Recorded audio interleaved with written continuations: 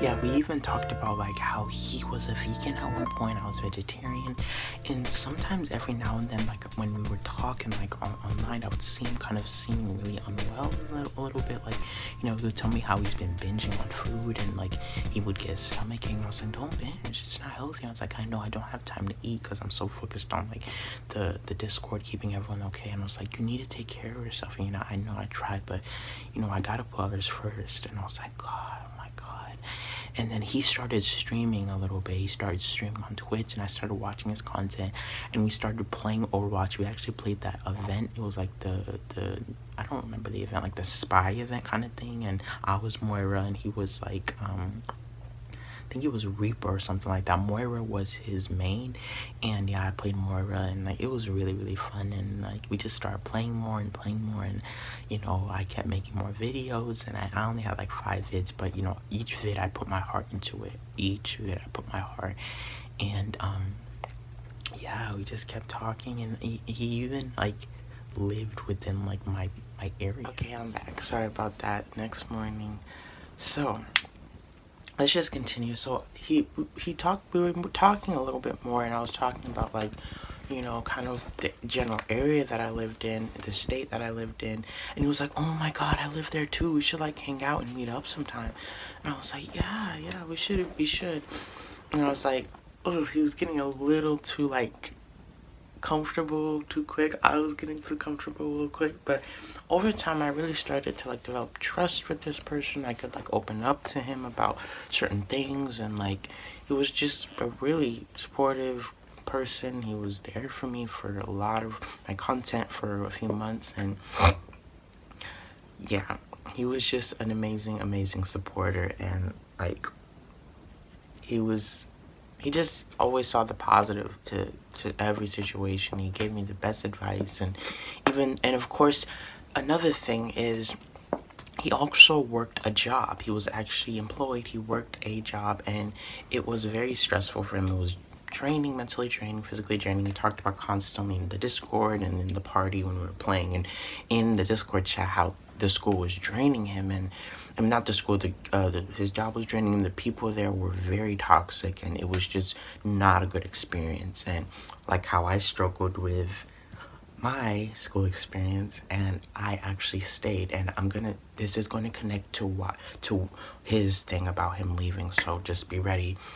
But yeah, it's gonna get dicey very soon. It's gonna get dicey, so be ready. But yeah, I stayed at the school, but he decided to leave. He left, and he went to a new job, and he's happier. People there are nicer. He's getting a better pay, and it's just a great experience. And I was like, I'm so happy for you that you're leaving that bad situation, and you're in a happier place. And I was like, yeah, that and the work is less hours, so I can spend more time with you guys. I can spend more time gaming and just even streaming.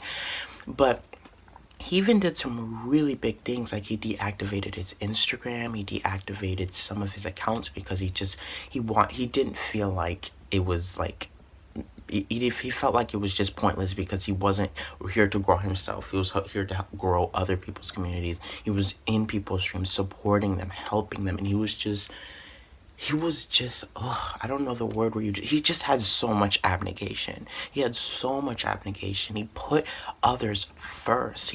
Other people were the priority for him, and he was put after. And you rarely get people like that in the content space. You always get people who want to get, grab, take, steal, but never give. If you want to be any type of creator, content writer especially, you need to be giving. Being a content writer or any type of creator, it's not about how much you're going to get. It's about how much you get to give. How much are you going to give to people? Because at the end of the day, people want something that's going to help them and that's going to impact their life, and it's going to be, and they want to know your story. They want to know about you. They're here for you first. And if they like you as a person, they're going to support your content. They're going to read your writing content, and they're going to support you. So you need to just be a good person. First priority, be a good person, develop trust, and just make friends. Don't even worry about SEO. Is my writing good? Because that's going to destroy you. Just focus on being the verb. Focus on being the verb and being the action and the good person, and then your writing is like the noun. It's the thing that's kind of carrying you and shaping you. So always your attitude, your personality is what's going to carry you. It's the number one thing people look for, and how people are going to want to support you. But back to him, he was a dime a dozen. He was amazing, but over time, like as I said, like it really started to take a toll on him. It started to affect him, and he just started to just like do some big things that really like kind of negatively affected him in like all aspects of his health. And I started to worry about him. He started binging, he started deactivating his accounts, he started staying up late, he started sleeping late at night and not getting enough sleep. And then he'll come to work tired, and I'll DM him and say, how's it going, just to check on him. He says, sorry man, I'm at work, I'll get to you later. And I was like, oh god, why'd I do that? But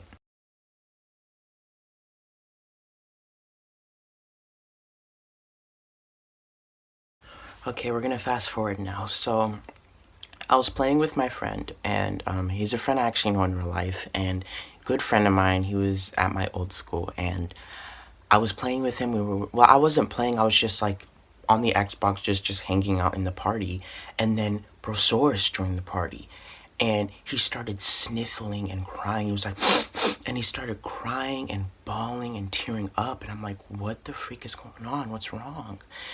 And he was like, those videos were good, man. Those videos were good, especially the vulnerability video. That video freaking touched him, and he just couldn't stop crying. And I'm like, oh my god, did I seriously make you like just make you open up like this? And I was like, yeah, you helped me like get off from a bad situation. How I have to love myself first, I have to put myself first. And how you were DMing me about how like you decided to stay at the school because like if you're in a bad situation and you're in a struggling situation, you can't run away from your problems. If you say stuff like, oh, I want to run away from this to be in a better situation, I want away from that to be in this situation, you're not facing your struggles head on. It's like a pile of clothes. If there's a pile of clothes and you're not cleaning it up and you're just letting it sit there and running away from it, it's gonna build up, it's gonna smell, and it's gonna get awful. It's like how you can't run away from your problems. It's like a cloud that's following you. You have to face it head on if you really want to heal and learn and be a better person and really get rid of it. And I messaged this him, and he was like, dang. And he was like, well, because he was like, oh, you know what, that would have been smarter if I stayed at my job that I hated, because maybe it would have destroyed me, but it was going to make me a stronger person. It's going to shape me. I need to be adaptable. I need to adapt. And instantly, I freaking, I cracked. Broke. I just, oh my god, I started crying as well. And it's crazy how I made a not only a grown man, but a kind, intelligent, funny, just he was almost the complete package. And it looked like everything was going for him. And he was such a needed person in people's lives. And it's crazy how I helped change something that could have destroyed him, that could have taken him in a really dark place. Oh my god.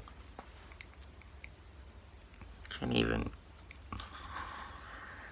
Just thinking about this,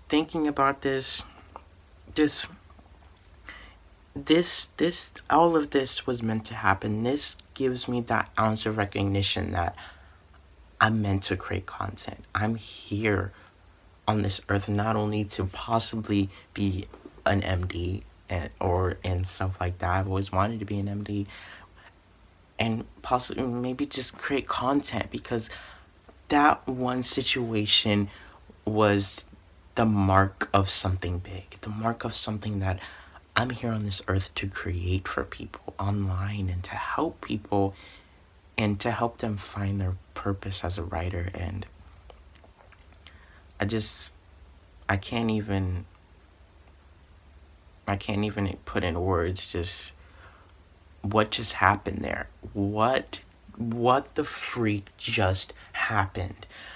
That's what I was thinking when all of that happened. All of it happened so freaking fast that I just, if it, this feels like a movie. Like, I felt like I was in a dream and I was about to wake up. Like, I was about to wake up, and it just felt like a movie. It didn't feel real because all of this was in the perfect places. Everything just happened so perfectly, and everything just happened in a way that was meant to happen, and nothing was supposed to not be unchanged. Everything happened for a reason, and I can't even explain.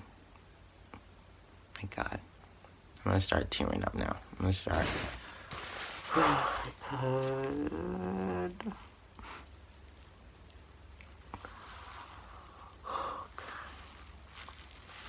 Pull it together, pull it together. I'm not gonna be able to tell this story, okay? Okay. A grown man, like, change his ways and change his way of life. And he said, I don't know if it's too late for me to change everything. And I'm like, it's never too late. It doesn't matter how old you are. It's never too late to make a change. He said, I need to start focusing on myself now. I need to put myself first more and start putting people later a little bit. And I'm like, yeah, you need to do that. And I was like, there's some stuff I've been hiding about with you. And I was like, what? And I was like, I don't know if I want to say it. And I was like, just say it. And I was like,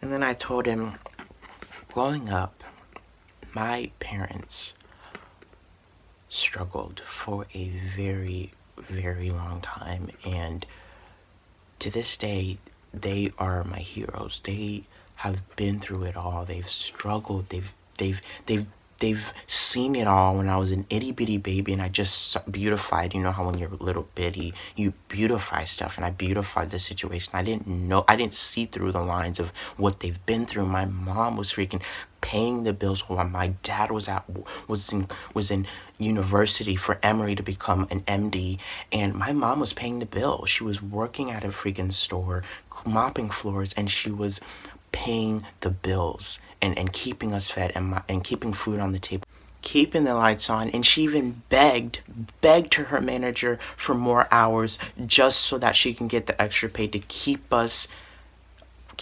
okay and keep us nourished. And that right there is giving. That right there is something special, and I will never forget that. And I'm eternally grateful for the both of them and my whole family they've been through. And my dad has done it all. He's freaking paved roofs. He's freaking mopped floors. He's worked at movie theaters just to get to where he is today, and it's an inspiration. And that's why he's so hard on us.